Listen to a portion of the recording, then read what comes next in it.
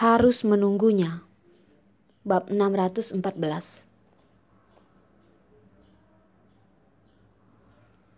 Melihat telepon yang telah diputuskan di tangannya, hati Arila kacau. Bagaimana mungkin dia percaya bahwa Albi baru saja menelponnya untuk berbicara santai dan mendengarkan kalimat terakhirnya barusan. Selalu merasa dia akan melakukan sesuatu. Apa yang bisa dilakukan Albi? Apakah dia akan berurusan dengan Carson? Memikirkan Albi berurusan dengan Carson, Arila semakin gelisah. Dia tidak akan membiarkan Albi melakukan hal yang menyakiti Carson. Tidak akan membiarkan Albi menyakiti Carson. Arila menatap ponsel sambil berbicara sendiri. Menelpon kembali nomor telepon yang baru menelponnya. Tetapi ketika dia telepon kembali, dia hanya mendengar suara dingin dari mesin. Nomor yang Anda tuju sedang tidak aktif. Setelah Albi menelponnya, langsung menonaktifkan ponselnya. Sebenarnya, apa yang sedang direncanakan Albi?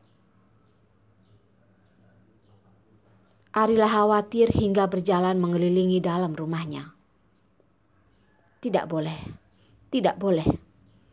Bagaimanapun, dia tidak boleh membiarkan Albi menyakiti Carson. Berpikir sekian lama, Arila memutuskan untuk menelpon Carson. Agar dia dapat bersiaga, tidak boleh membiarkan si penjahat itu membuat lubang.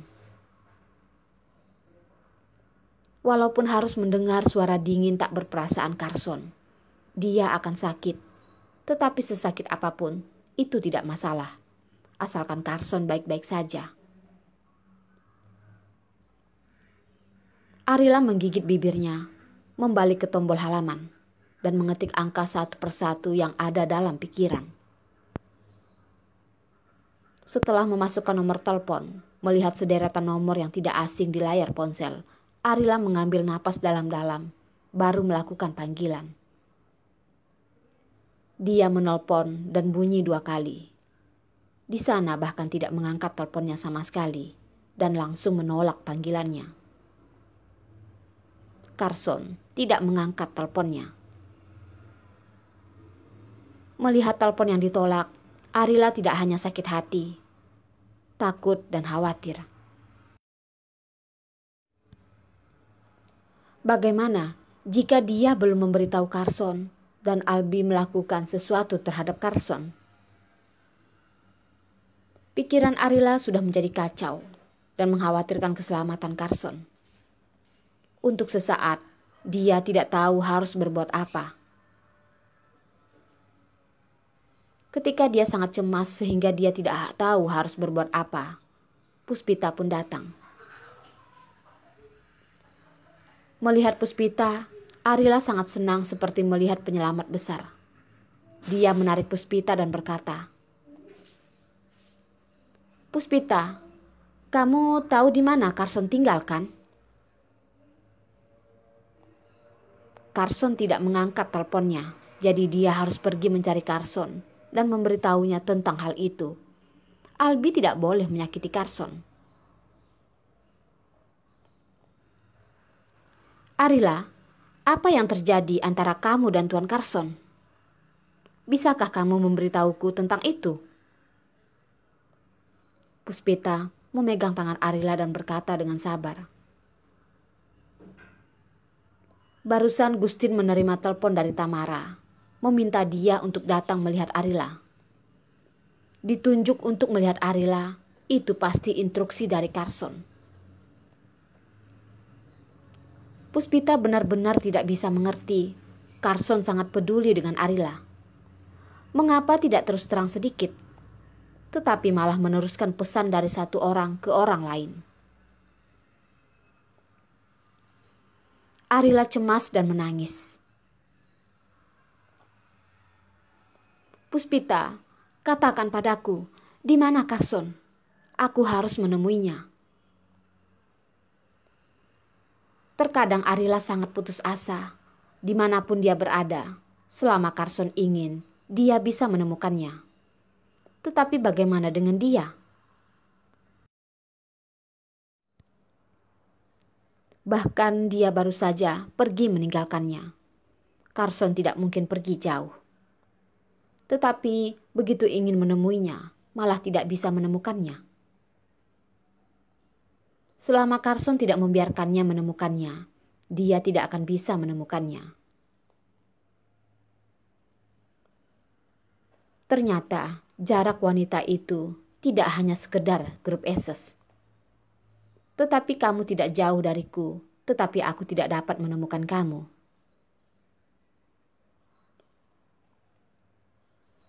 Arila, aku tahu, tetapi Tamara sudah menyampaikan kepada Gustin, meminta mereka jangan membeberkan alamat tempat tinggal Carson. Puspita tidak bisa mengatakannya. Puspita, beritahu aku. Kali ini Arila benar-benar menangis dan cemas. Matanya sudah bengkak, matanya penuh dengan air mata. Arila, masalah kamu dan Carson sebelumnya, kamu benar-benar tidak bisa menceritakannya? Masalah antara Arila dan Carson, Puspita pernah menanyakannya pada Arila sekali saat dia baru tiba di New York. Arila meminta dia memberinya waktu untuk berpikir. Setelah itu Puspita tidak pernah lagi menanyakannya. Kemudian melihat Carson juga menyusul kemari dan dia tinggal di sebelah Arila. Berpikir bahwa dua orang akan segera berbaikan. Tetapi ini sudah lebih dari sebulan dan mereka berdua tidak hanya tidak menunjukkan tanda-tanda berbaikan. Tetapi hubungan itu tampaknya makin lama semakin kaku. Puspita, setelah aku menemukannya, aku akan memberitahumu, oke? Tapi aku mohon, katakan padaku, di mana Carson? Arila saking cemas sampai bicara pun suaranya hampir hilang. Dia menghisap hidungnya, menyeka air matanya. Puspita, tolong beritahu aku. Dia harus menemukannya.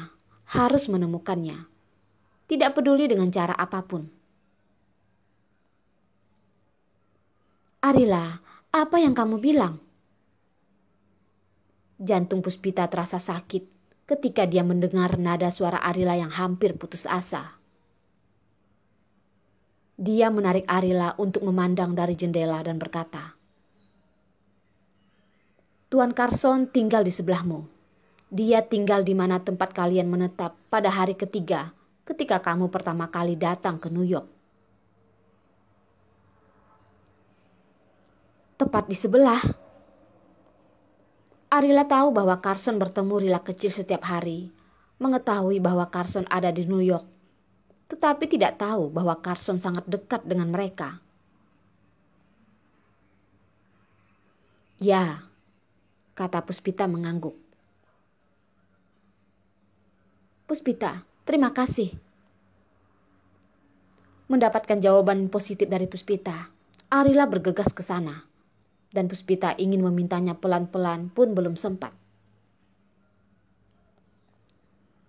Arila bergegas ke pekarangan sebelah dan melihat ke pintu yang tertutup. Dia hampir setiap hari melewati tempat ini ketika pergi membeli sayur. Tetapi dia tidak tahu bahwa orang yang tinggal di sini adalah Carson. Menarik napas dalam-dalam, Arila mengangkat tangannya dan menekan bel pintu. Sekali, 2 kali, 3 kali, dan 4 kali. Setelah 10 kali atau lebih, orang di dalam tidak menanggapi sama sekali. Carson ada di dalam, tetapi dia tidak menanggapi, dan itu membuktikan apa yang baru saja dia katakan. Dia tidak ingin Arila muncul di depan mereka, ayah dan anak. Dengan membunyikan bel pintu, tidak ditanggapi Carson. Arila mengambil ponsel lagi dan tanpa putus asa, menghubungi nomor telepon Carson. Kali ini baru saja berbunyi, teleponnya langsung diputus dari sana. Langit masih turun salju. Suhunya sangat rendah. Berdiri di tengah es salju, napas yang dikeluarkan pun tampaknya bisa membeku.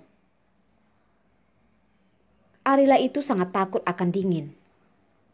Dulu berdiri di atas tanah bersalju sebentar saja, dia sudah tidak bisa tahan. Tetapi hari ini, dia sepertinya tidak tahu akan dingin.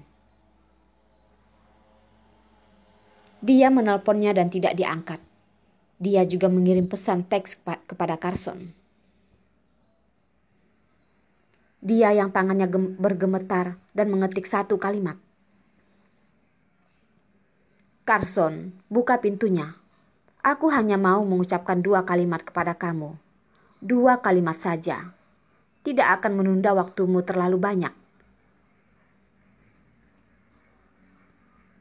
Setelah pesan teks dikirim, sebanyak yang sebelumnya, jawabannya adalah tidak ada jawaban. Tetapi Arila tidak mundur. Dia harus menunggu sampai Carson membuka pintu. Harus memberitahu dia dalam bahaya. Oleh karena itu, tidak peduli sedingin apapun, tidak peduli berdiri berapa lama, dia tetap harus menyampaikan kepada Carson. Arila, sedang turun salju. Kamu berdiri di sana. Kalau sakit bagaimana? Puspita mengejarnya, mencoba membujuknya untuk pulang. Puspita, masa kelahiranmu sudah hampir tiba kan? Arila mengalihkan pembicaraan. Iya, anak beruang ini sungguh pintar memilih waktu. Mungkin ingin ikut tahun baru, memilih hari-hari saat Imlek. Sambil berbicara, Puspita pun tersadar. Arila, aku sedang membicarakan kamu. Kamu ikut aku pulang dulu.